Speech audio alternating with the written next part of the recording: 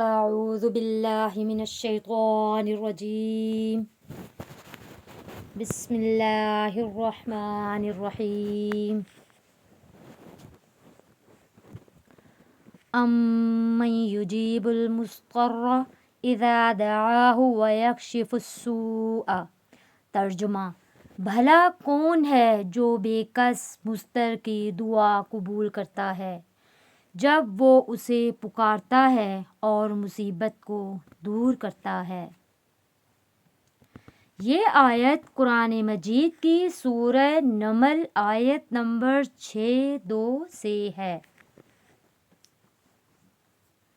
اس دعا کے بارے میں تفصیل۔ نمبر 1، معنی اور مفہوم۔ اس آیت میں اللہ تعالیٰ کی شان رحمت اور قدرت کو بیان کیا گیا ہے۔ اللہ تعالیٰ ہی وہ ذات ہے جو مجبور، بے بس اور پریشان حال بندے کی دعا کو قبول کرتا ہے۔ یہ دعا ہمیں یقین دلاتی ہے کہ اللہ ہر مشکل کو دور کرنے والا ہے۔ نمبر 2، مضطر کی تعریف۔ مضطر وہ شخص ہوتا ہے جو شدید پریشانی یا بے بسی کی حالت میں ہو۔ یہ حالت انسان کو اللہ کے قریب کرتی ہے اور اس کی دعا خالص ہوتی ہے۔ نمبر 3، دعا کی اہمیت۔ یہ دعا اللہ کی طرف رجوع اور اس سے مدد مانگنے کی تعلیم دیتی ہے۔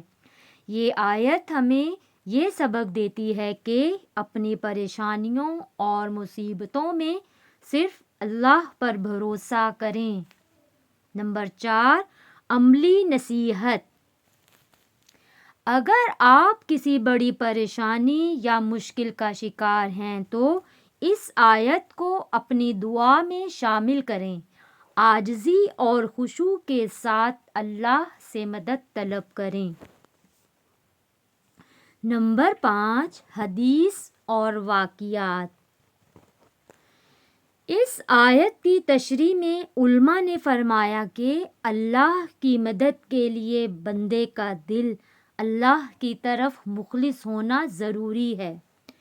کئی انبیاء اور کئی اولیاء کے واقعات ہیں جہاں اللہ نے ان کی بے بسی میں مدد کی۔ یہ آیت ہمیں اللہ تعالیٰ کے بے پناہ کرم اور رحم پر مکمل بھروسہ کرنے کی دعوت دیتی ہے۔ یا اللہ، تو ہی مضطر کی دعا قبول کرنے والا ہے اور ہر مصیبت کو دور کرنے والا ہے۔ اے اللہ، ہم سب مجبور اور بے بس ہیں، ہماری مشکلات کو آسان فرما، ہماری دعاؤں کو قبول فرما اور ہمیں اپنی رحمت اور مدد سے نواز دے۔ یا اللہ، ہمیں ہر مصیبت، بیماری اور پریشانی سے نجات عطا فرما اور ہمیں اپنی رضا کے راستے پر چلا۔ آمین یا رب العالمین۔